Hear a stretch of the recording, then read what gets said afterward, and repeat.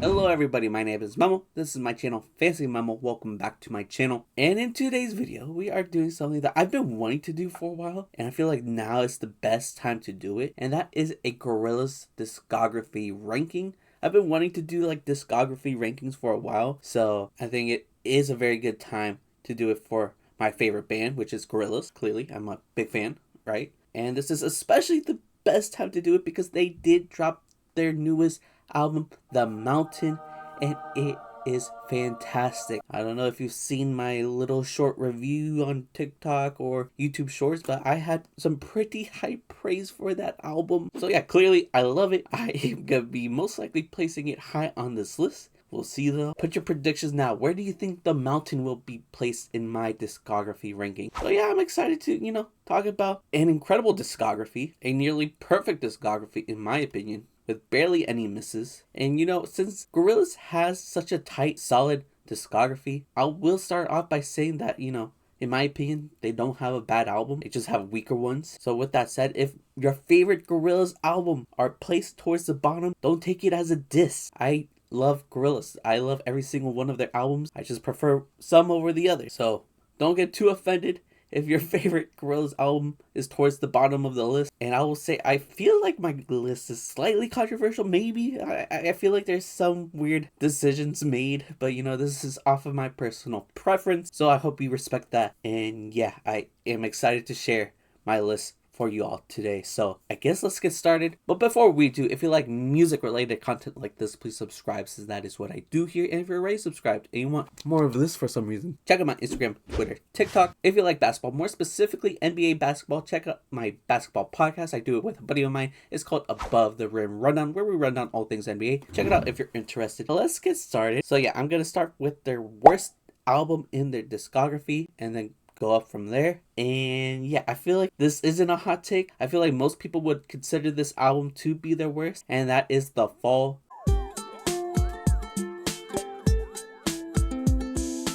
This album released on Christmas, interestingly enough, in 2010, and this album was made during the Plastic Beach tour. And the biggest fun fact from this album is that it was made entirely on an iPad. Damon used a lot of different apps in order to create this album. So as a side project, it's pretty cool. The production is definitely the highlight of the album, as this album is mostly instrumental. And I will say it feels like the least sounding Gorillaz album, if that makes sense. It's not as quirky or whimsical or weird as a typical Gorillaz album, but it does have its moments, some good moments and some bad. And you could tell that Damon was going into this album not taking it super seriously like Plastic Beach and Demon Days at the time. Those were the big projects at the time for Gorillaz. So the direction on this album, you could tell, was very loose. They didn't put too much into this album. That's why we get weird moments like the final track, Seattle Yodel, where it's just yodeling. So it's not necessarily the most grandiose Gorillaz outro song out there. So I think because of that, it deserves to be towards the bottom, because you could tell that Gorillaz, Damon, they didn't put, their entire Gorusi into this, Still has its highlights like Revolving Door, Hillbilly Man, Detroit sounds really cool. Amarillo is great, of course. Bobby in Phoenix is cool. But then it also has some duds like the Joplin Spider. Yeah, I can't listen to that song. It's not fun. Not at all. It like hurts my ears. So yeah, one of the Gorillaz albums had to be at the bottom. And for me, it's The Fall. So I highly doubt a lot of people have The Fall as their favorite, but if you do, I'm sorry. I had to do it. But shout out to you guys if you are The Fall stan, right? If this is your favorite album of all time, I respect your take. All right, let's move on. At number 8 is an album I actually reacted to on this channel, and I do really enjoy it. But again, the discography is so solid, it had to be towards the bottom, and that is Cracker Island.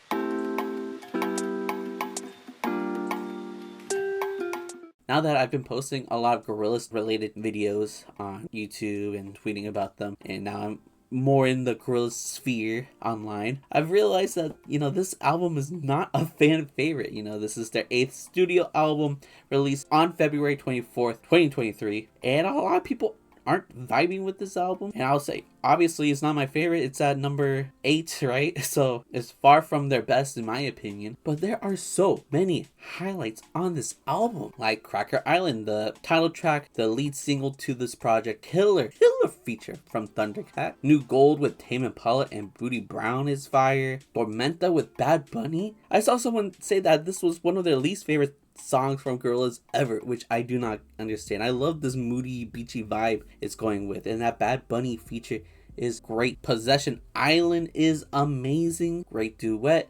I love the horns towards the end. With that said, there are a lot of forgettable tracks on here, tracks that I do not go back to. And you know, when you look at the artwork, you kind of hope that the music kind of plays more into what's going on with the art direction, but I feel like it didn't do that as much as I would have liked. Overall, it's a solid release, but a pretty safe one at that. Gorillaz did not go above and beyond with this one. Could take some tracks out of it, but overall it does not make for the best album experience. So this is my number 8. All right, number 7, we'll go to Humans.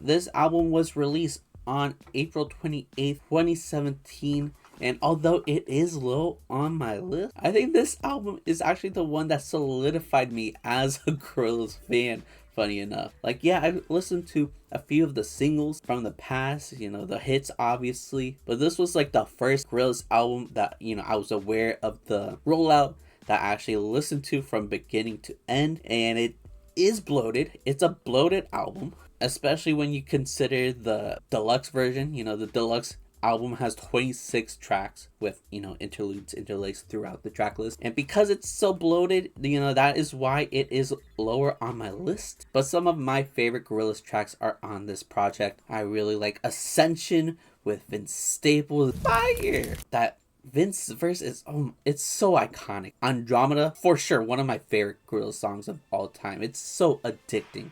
I could go back to that track every day. Bustin' in Blue, very underrated, very depressing and sad, but I love it. You know, it's really good.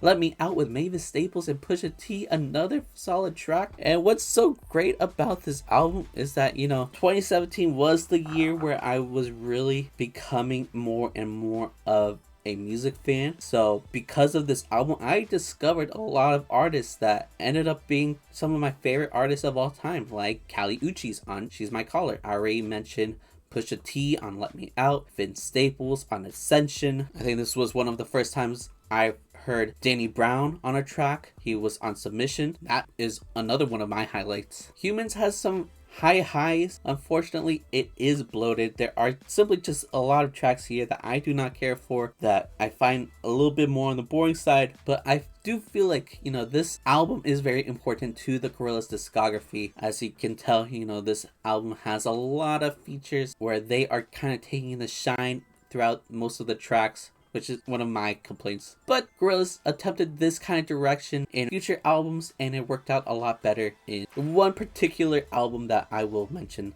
later on in this video. Overall, good album. Again, I love Gorillaz and their music and their discography, so I'm not saying Humans is horrible. I know a lot of people actually do like this album. I do as well. It's just not one of my favorites. So yeah, if you think that was you know, controversial take, I guess get ready for the next one, because I could see a lot of people having this album maybe in their top 3, but I have it at 6. At number 6, I've got the self-titled. I've got Gorillaz.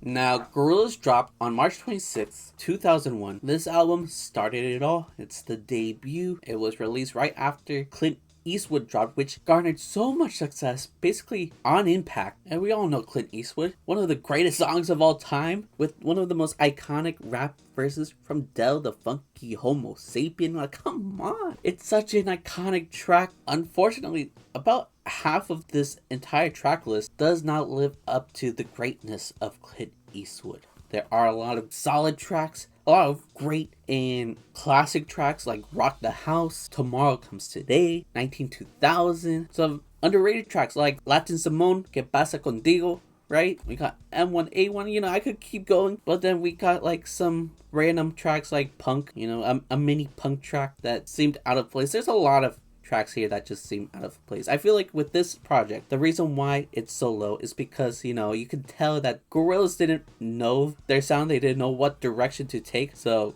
instead of sticking with a direction, they went with like every single direction, and we got like a messy playlist instead of a cohesive album. Since I am an albums guy, curation is very important to me. Having tracks like Left Hand Suzuki Method seems pretty random and unnecessary, and you know, there's other tracks like that as well that kind of just bloats the album a bit. Still a solid album filled with great tracks, but again, this album feels more like a playlist than an actual album experience that I would be happy to go to every day. But of course, this is the beginning. This is what started it all, so it has a special place in my heart, in many other Gorillaz fans' hearts. So I'll always have a love for it, but in my opinion, it can't be a top 5 Gorillaz album.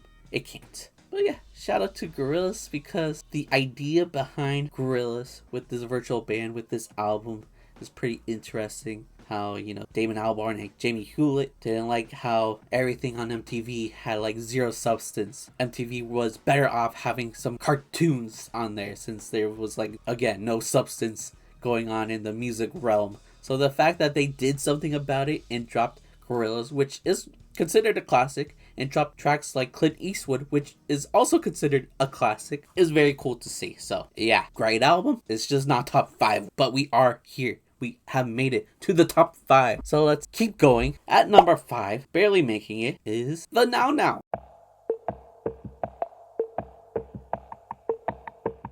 This might be controversial.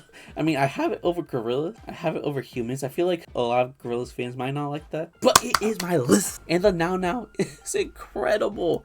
I love the Now Now. It is such a nice, breezy, easy listen. Dropped on June 29th, 2018. Feel like with this album, they kind of try to go in a direction that was the opposite to Humans, because I felt like they heard a lot of the complaints about the, you know, bloated track list, the emphasis with, you know, the bunch of features. So I think they heard those complaints and decided to do something about it. So they dropped the Now Now, which has a few features at the beginning with George Benson on Humility, Snoop Dogg and Jamie Principle on Hollywood. But other than that, no other features. The album is only 11 tracks long, making it 40 minutes long. When you compare that to the Humans Deluxe version, that album is an hour and 9 minutes long. So it is clear that Gorillaz wanted to make the fans happy who were complaining about Humans, so they decided to make this album. And I won't say it's perfect, but I do think this is so underrated. It's so underrated. It has so many incredible tracks. Like Humility is a nice breezy track. I live in California, so that's like a go-to track whenever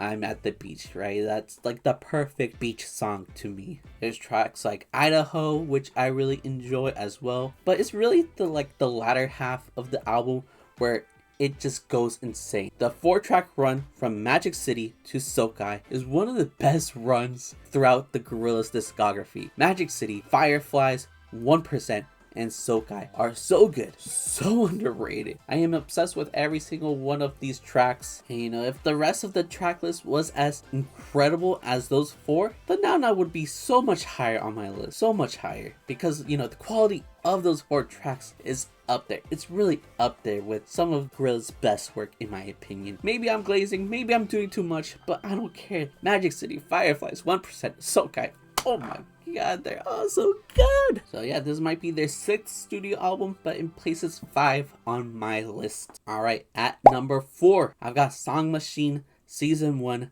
Strange Times.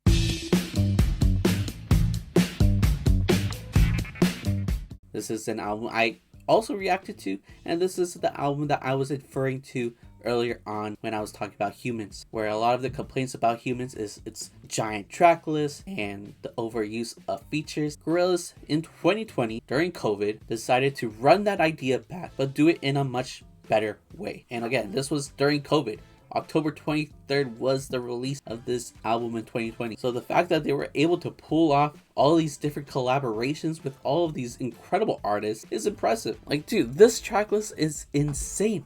We've got Schoolboy Q on here, St. Vincent, Elton John, and Black on the same track. We've got Slow Tie, Earth Gang, Robert Smith from The Cure. Are you kidding me? We also got JPEG Mafia, Tony Allen, Skepta. This track list is loaded with so many insane features, and for the most part they come through on every single track. And you know, since the features are so different, a lot of these songs sound so different from each other as well. This album, similar to Gorillaz, the self-titled album, feels more like a playlist, but due to the high quality bar that each song sets on basically the entire track list, it is difficult for me to actually complain about the lack of cohesiveness. If there was any sense of concept within this album, I believe the concept would be just to create art during such a strange time. You know, Gorillaz took this weird opportunity where everybody was inside to create some of the weirdest, quirkiest, most out there collaborations and tracks to date, with highlights coming from Strange Times, the, you know, somewhat title track. That track is my favorite for sure. So good. The Valley of the Pagans, Pac-Man with Schoolboy Q, dude, he killed it. The Pink Phantom, Aries, I Like Dead Butterflies, Momentary Bliss is really good. Opium, MLS, How Far, Désolé. Dude, it's a solid track list. Not the most cohesive track list, but there's barely any duds here. So yeah, it's hard not to rank it this high when the quality is solid. But yeah, we made it to the top 3, and I will say this, ladies and gentlemen, theys and them, from here on out, the albums I will be talking about, I would give a 10 out of 10. I would give all 3 of these albums a perfect score. So, you know, it is hard nitpicking, trying to put one over the other, but you know, I did it anyways. And here's my number 3. This might be controversial. I can see a lot of people putting this as the number 1. However, it's my number 3, and it is Demon Days.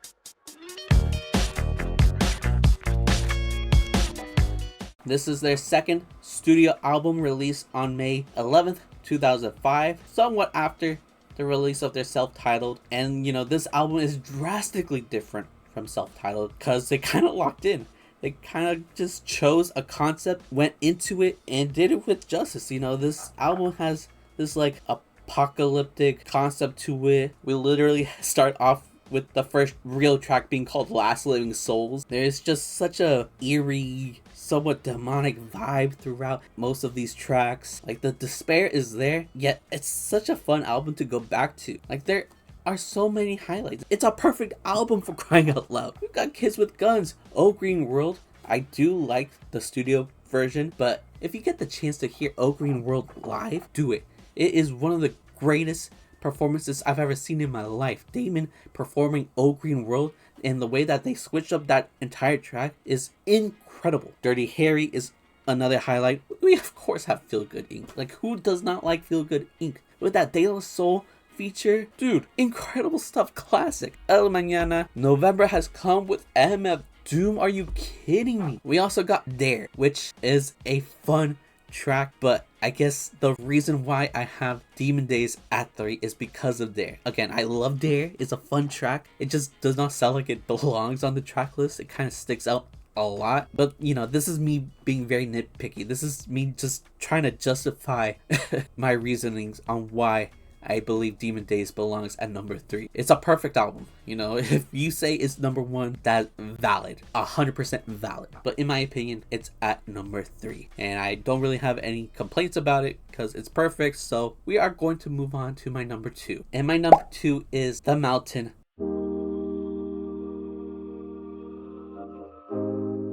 The latest Gorillaz album that dropped February 27th, 2026. You know, maybe recency bias played a role, but I don't care. It is incredible. As I stated in my review, it is a perfect album. The best album since their number 1 album. I wonder what it is. But yeah, it's so damn good, dude. And I feel like the reason why it's so good is due to its inspiration. Damon and Jamie have talked many times on the inspiration behind this album, which is basically 2 things: India and death. You can watch all those interviews to get more context, but basically those 2 played a role in this album, and you can sense it throughout the entirety of this album, with the instrumentals being laced with so many nods to Indian music. Obviously, this track list is filled with Indian artists, singers, instrumentalists. There are moments where some of these artists are singing in Hindi. You know, it's laced throughout the entire album. You can't escape it. If you're like me, you don't want to escape it. It sounds phenomenal. The soundscape is so beautiful. And the fact that, you know, the mountain starts off with this beautiful flute, and on the final track, the Sad God ends with that same flute. Just a beautiful full circle moment that makes you want to go back to this album once again. And part of me wonders if, you know, this might be a stretch, but the reason why they did that is to create that full circle moment, create that, you know, circle of life. Is that something? Is there something there? I don't know. But yeah, obviously, you know, death is a prominent focus on this album, with several of the lyrics covering this heavy topic, like on The Hardest Thing and Orange County. Those tracks are like sister tracks, they belong together. Orange County can make a grown man cry, dude. That's a heavy track. The Empty Dream Machine too is such a weirdly heartbreaking track. Like, it doesn't sound heartbreaking, but it's heavy as well. The Sweet Prince, this song is based off of the death of Damon's father. So we've got a lot of great and depressing lyricism about death, and there's also like religious aspect throughout this album, with this, like, what's the word, deity kind of mentioned throughout the track list, like on the Happy Dictator, right? We got other mentions of the deity throughout this project, but probably the most prominent time we hear about this god is on the Sad God, the final track, where the Sad God is sad, talking about how they gave people all these beautiful things and they used it to, like, destroy the world, basically, to make the world a worse place. So yeah, there's some heavy lyricism here, beautiful instrumentation, incredible performances from 2D. I like the mix of, you know, depressing tracks like Orange County and then fun tracks like The Moon Cave. The features did their thing, whether they're helping with the Indian music inspiration or whether they're, you know, they're just doing their thing on the track. But the fact that we have this many features coming from different parts of the world, speaking different languages, some of the features aren't even alive, yet they're all coming together to create this perfect album. And to me, since there's like no boundaries to this album, with all the different languages spoken and topics being given and, you know, people that are alive and dead performing, I feel like this album perfectly showcases what makes music so great. The fact that it is boundaryless, right? There are languages here that I have no idea what's going on, but I still love the music because it's good. Music is great for that reason. You don't need to know the lyrics, you don't need to know the artists, you don't need to know the instruments. All you need to know if it's a vibe, if it's good to your ears or not. That's what makes music so great. And I think everybody that had a hand in this album proves music is the greatest art form on this earth. Alright, we made it to number 1. And at number 1, I of course have Plastic Beach.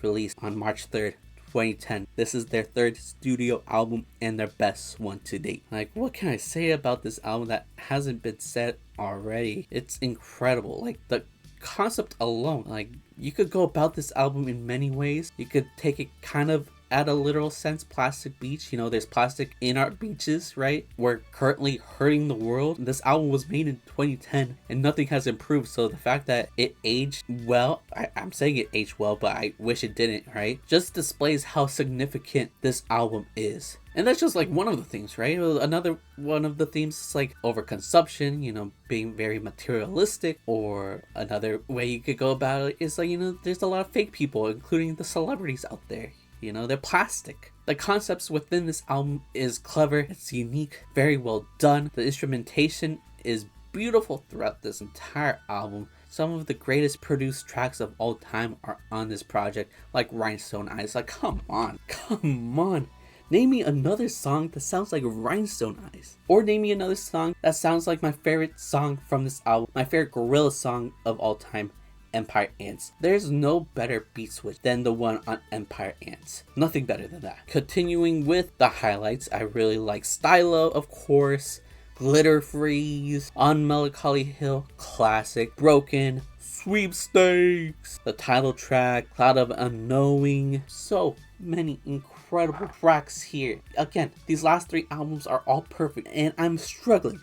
I'm struggling to find any kind of nitpick here. I guess maybe if I were to say something, Super Fast Jellyfish is a bit too goofy for my liking, but at the same time, like, it's not bad. It's not a bad song. I will never skip that song. I will never skip any track off of this album. It is such a great album experience. Like, the fact that we start off with this beautiful orchestral intro and it leads perfectly into Welcome to the World of the Plastic Beach, with Snoop Dogg welcoming us into this weird world, leading us to White Flag and the rest of the album. It's such a cool album experience that nobody else can create. Nobody can make music like Gorillaz. Gorillaz is Gorillaz. They're their own genre. They can't be replicated. They can't be duplicated. They can't be copied. No AI can do what Gorillaz have done in their career. Gorillaz is one of a kind, and yeah, this is why they're my GOAT. This is my favorite band of all time. Cannot replicate anything that they've done throughout their career. Nothing. It's impossible. The fact that a virtual band is this good. This was supposed to be a gimmick, but Plastic Beach is no gimmick. Plastic Beach is one of the greatest albums of all time. So is The Mountain. So is Demon Days. These are perfect albums. No other artist can pull off a discography like this. So that's why Gorillaz is the GOAT. That's why Plastic Beach is at number 1. And that is why I'm a Gorillaz glazer. Alright, let's end it here. I hope you guys enjoyed. I hope I didn't piss you guys too much. I know I have some, odd takes, but, they're my takes at the end of the day. It's my opinion. Let me know your opinion down below. But yeah, I'm gonna end it here. So thank you guys for watching. If you like the video, makes sense, right? Comment down below. What is your favorite Gorillaz album? Mine is, of course, Plastic Beach. Let me know your favorite. Let me know maybe your top 3, top 5, top 9 even. Put it in the comments down below. I would love to read it. If you like music related content like this, please subscribe, since that is what I do here. And if you're already subscribed and you want more of this for some reason, check out my Instagram, Twitter, TikTok. If you like basketball, more specifically NBA basketball, I have a basketball podcast. It's called Above the Rim Rundown, where we run down all things NBA. Check it out if you're interested. But yeah, I'm done here. So thank you guys for watching. I love you guys. Goodbye. Oh my god.